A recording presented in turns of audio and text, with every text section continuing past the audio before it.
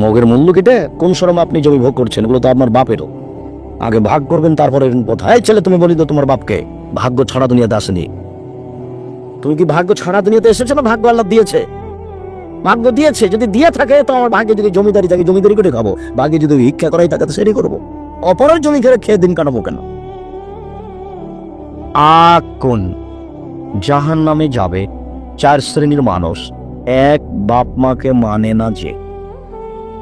একজন সাহাবী এসে আল্লাহ রাসূলকে বলছেন, মা কুল ওয়ালিদাইনি আলাল ওয়ালাদ, আল্লাহর নবী, বাপ মা ছেলে মেয়ের কাছে কি পায়, কি হক রাখে বাপ মা, ছেলে মেয়েকে কি করা লাগবে একটু বলেন তো। তখন রাসূল সাল্লাল্লাহু আলাইহি ওয়াসাল্লাম বলছেন, বলো কি, হুমা জান্নাত ওয়া নারুকা, তারাই দুজন তোমার জাহান্নাম, তারাই দুজন তোমার জান্নাত, ওরাই তোমার জাহান্নাম, ওরাই তোমার জান্নাত। বাপ মা তোমার জাহান্নাম, বাপ মা তোমার জান্নাত। বলো কি হক, মানে ওরাই তো জাহান্নাম আর জান্নাত। মায়ের পায়ের নিচে জান্নাত, এ কথা ঠিক।